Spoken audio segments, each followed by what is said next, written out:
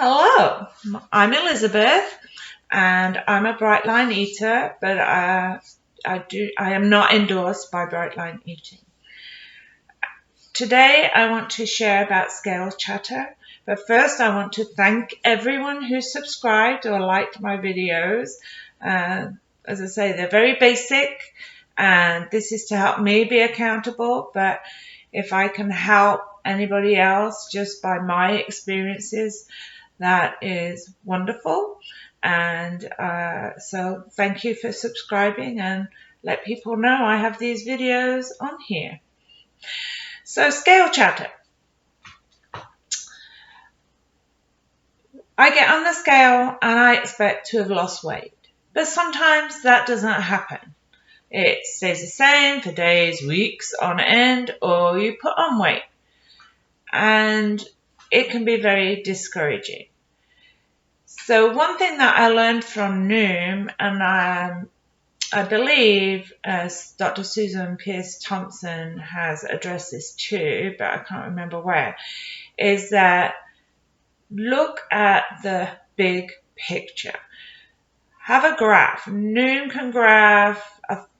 I think MyFitnessPal will graph for you. Look at the big picture. So if you look at day to day, it might go up and down or straight on your graph line. But if you look at the whole graph line, it will go down. And that's what you want to look at for encouraging you if you are weighing frequently. So to stop the discouragement, if you're on a stall, or it's not going down as fast as you would like it to, or it's going in completely the wrong direction, there are some ideas out there. I follow a YouTuber, Dr. Becky Gillespie. I believe that she's more low carb, but a lot of what she says fits right along with my Bright Line Eating plan, so I like to listen to her.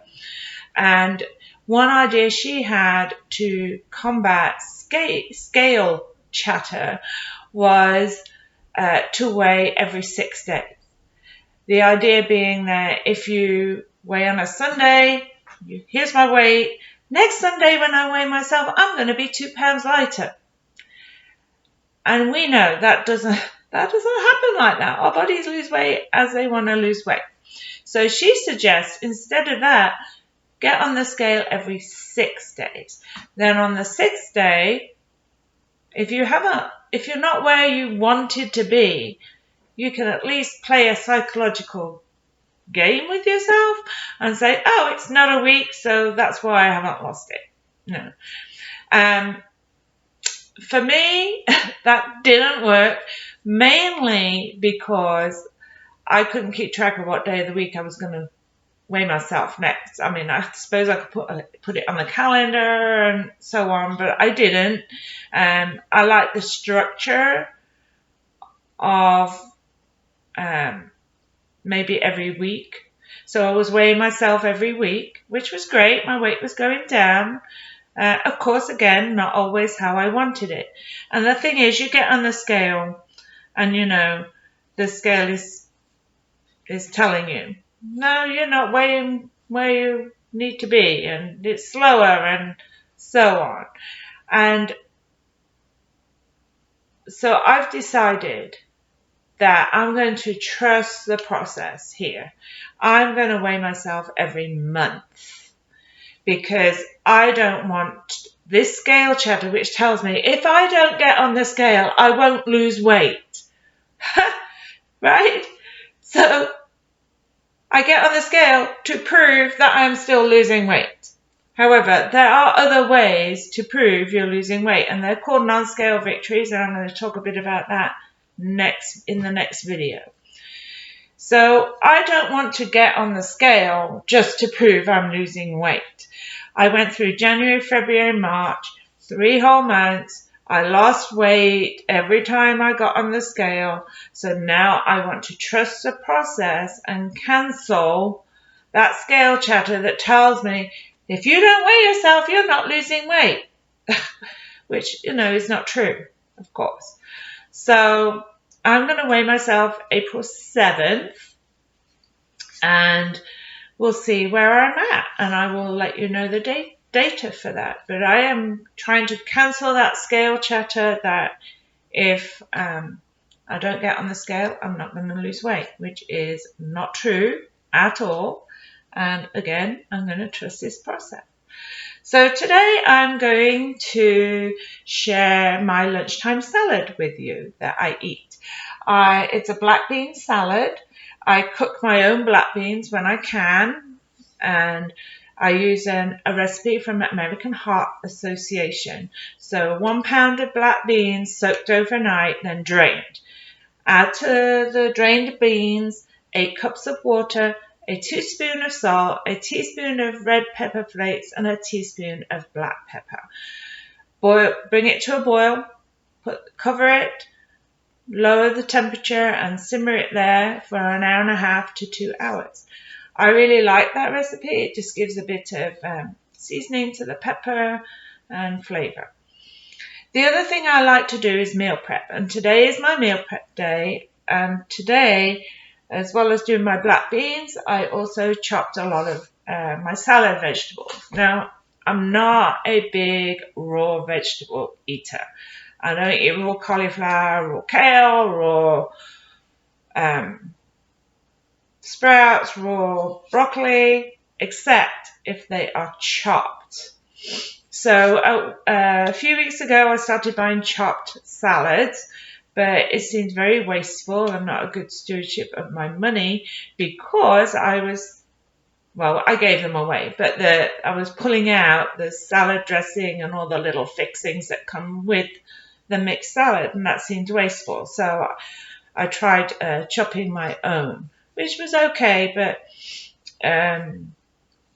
I'll probably do it again. But one stalk of kale chopped up is a lot of volume right there.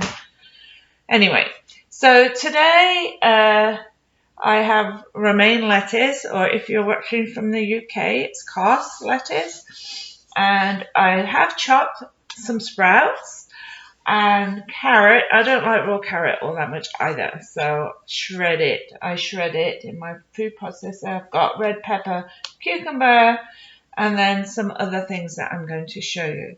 So let's get started. Right, so here we are. I have my OXO scale and I have a large bowl. People always on videos say how big their salad bowls are. I do use a regular salad bowl a lot of the time because a chopped salad is not as much volume, but they're all in the dishwasher, so we're going to use this one. However, because I have my handy dandy OXO scale, I can pull out the digital readout here, even though my bowl is so big. Also, I want to make sure it's not caught on anything. I do have a cup of my lemon ginger herbal tea here. So first of all, I buy the heart of romaine and I just chop it and I just use one heart and then I make up with heavier vegetables. This week I bought a whole big pack from Sam's. I didn't know that they did them. So I think it was 6 hearts. So I've chopped each heart up and put in a Ziploc bag, and I'm going to see how well that keeps for the week. So I don't have to chop every day. So I'm going to add this to this. And of course the weight varies because they do have different size hearts. See, that's 8.2, which is quite a lot for a heart, but I'm going to make it work. So I'm going to add, here is my chopped sprouts, Brussels sprouts. So I'm just going to add a little bit. That came to 8.4, and a little bit of carrot. As I say, I'm not really over fond of carrot, but just to add a little bit. Then that came to 8.5, so I have 1.5 ounces left of vegetables. So I'm going to make that up with my chopped red pepper. I'm going to take some off because I want to put a cucumber in here. So that came to 9.5, so that won't be much cucumber today. And I cut that up too. And that's exactly 10 ounces. So I really didn't get much on there. I'm just going to wipe my fingers.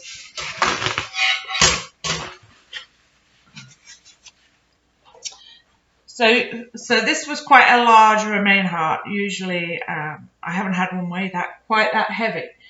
All right, so now my protein. I'm going to have my black beans. Once I've cooked my black beans, I put them in mason jars. So I just need 6 ounces because you can have more beans than you could of meat. Sometimes quite often, if I don't have black beans, I'll have one of those smaller cans of tuna, and once you drain the water, it's exactly 4 ounces, so I use that. That's 6 ounces of black beans. Whoops. All right. Then my fat for my salad, I'm going to use shredded cheese. Now, on Bright Line Eating, cheese can be a trigger for a lot of people. And it suggests that you don't eat it melted and that you don't eat it shredded and that you just have a stick. However, I found that I can eat this. It doesn't trigger me and I really enjoy it. So I have 1 ounce of cheese on my salad too. There we go. That's 1 ounce. And then I can have a condiment. And salsa, this is the FODMAP salsa because my husband has low FODMAP food plan. And I can have 2 ounces. I'm not even sure if there is 2 ounces in here left, but I'll have what's left if it's not. But I don't have to have 2 ounces. I can have whatever. That was 1 ounce. So here we go. It might be just 2 ounces. There we go. 2 ounces. So that little bit that's left does not go. We don't, because we weigh and measure our food, we don't scrape the little bit that's left just so that we can have it. All right. Now I can add dressing to that. I could add my fruit to that. A dressing I like, I didn't get it out. I like this one. So I could have 2 tablespoons of that to help moisten. I'm probably not going to have 2 tablespoons. Just 2 of these spoons. And I'm ready to go. I also need a fruit. So when I was at Sam's this week, I saw these delicious plums. I love plums. And again, I say this, I think, every time. I just love that I can eat fruit now. I can eat 2 plums. So that's going to be my dessert, if you like. So there we go. There's my salad for lunch and my plums. And of course, I'll just toss it all together when I'm ready to eat it. And my tea. All right. I would love for people to comment if you have any questions that I'll try and answer them. If you have any ideas of what you would like to see, that would be helpful too. At the moment, I say next week I will be doing non-scale victories, and I don't know what recipe I'll do. It's a surprise. So thank you. See you next week.